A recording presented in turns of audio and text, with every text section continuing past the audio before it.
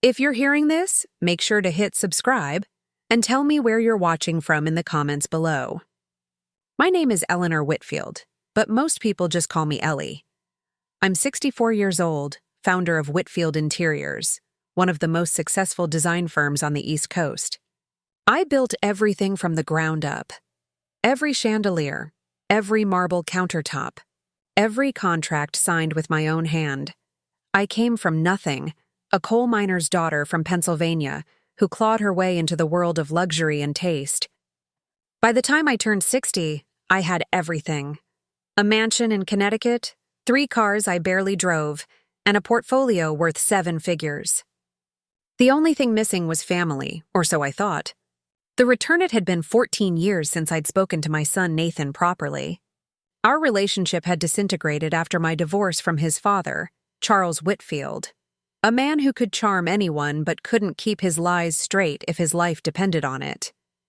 Nathan chose his father, and for over a decade, my only updates came from business columns and gossip, whispers of gambling debts, failed startups, and a marriage to some medical assistant named Sophie Allen.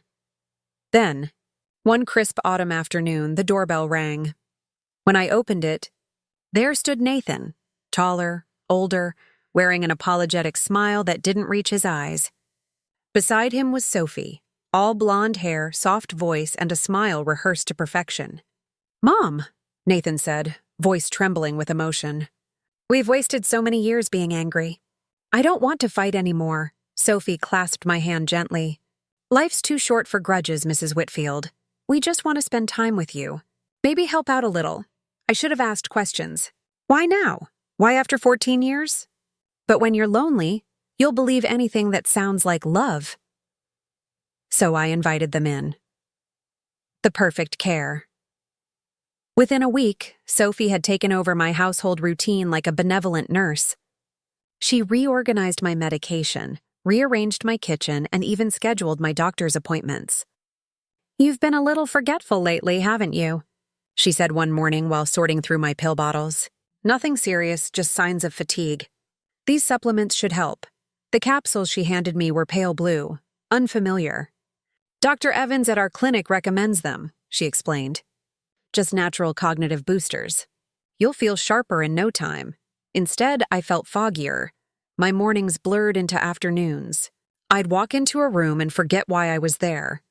I'd start a sentence and lose the words halfway through.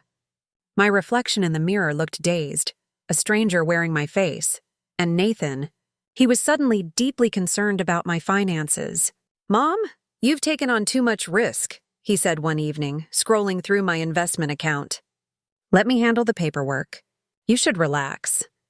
The way he said it made it sound like a favor. But I built my empire on instincts, and my instincts were starting to whisper. Something was wrong.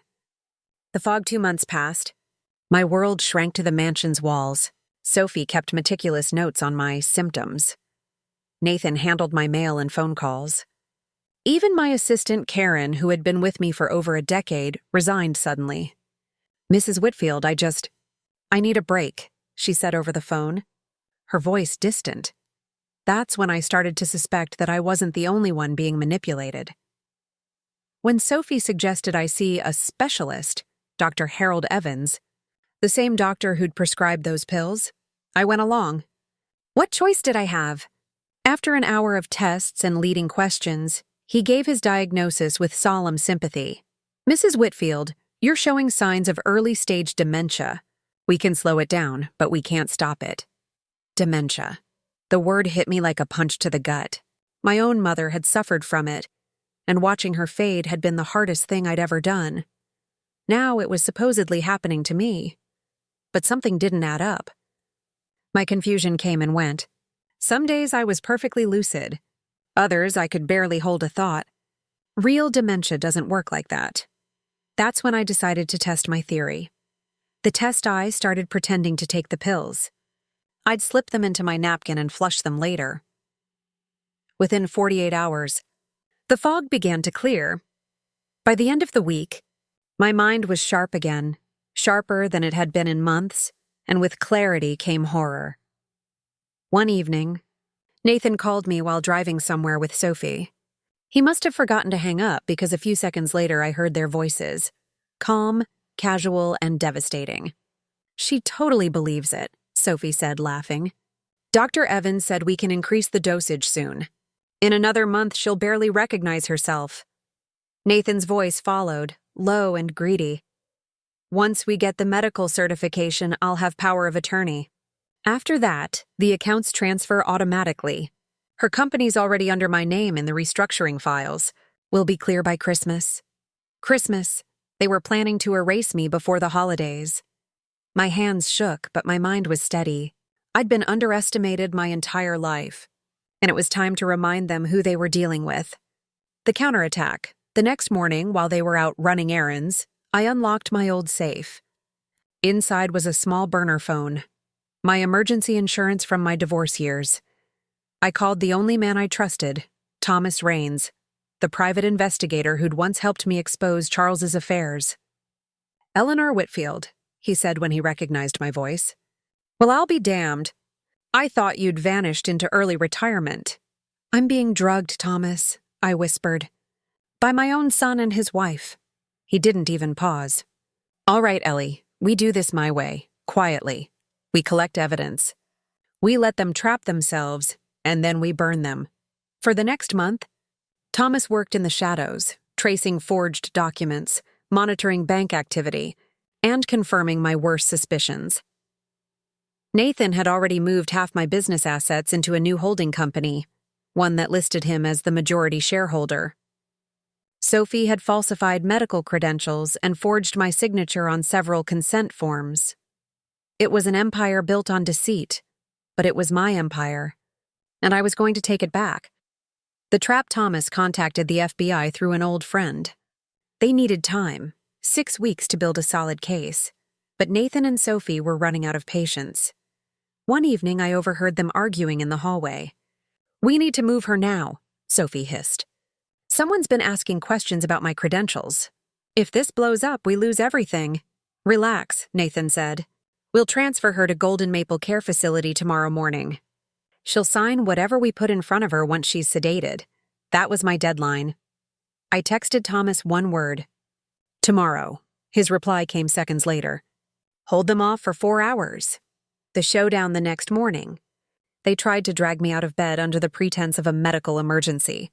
"Mom, you had another episode," Nathan said, forcing a sympathetic tone. "Dr. Evans wants you admitted today."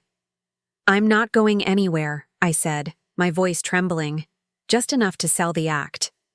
"I want to see my real doctor first," Sophie snapped, her mask slipping. "Dr. Evans is your doctor now. You signed the papers, remember?" I stalled them for hours, crying, pretending confusion, demanding to pack my things. Every minute counted. By the time we reached Golden Maple, Thomas and 2 federal agents were already waiting in the administrator's office.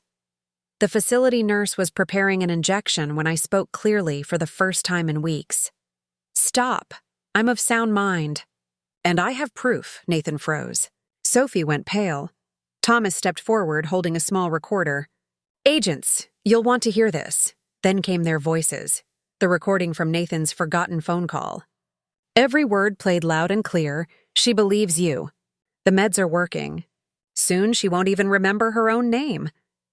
The agents moved fast. Nathan and Sophie were handcuffed before they could say a word. Dr. Evans was arrested later that night. Aftermath, the trial drew national attention.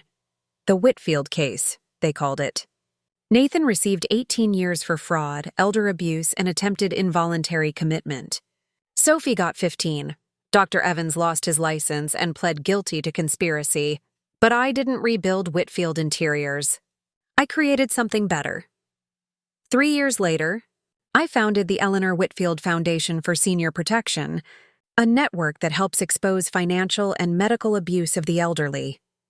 We've saved over 100 victims, parents, grandparents, widows, from their so-called loving relatives. Every time we catch another con artist, I think of Nathan. He sends me letters sometimes, apologies written in prison ink. I read the first one. The rest I burn. You see, forgiveness is overrated. Some lessons need to stay burned into memory, not to hold on to pain, but to remind you who you are, because they tried to take my mind. They forgot I built an empire with it first, and Eleanor Whitfield doesn't forget.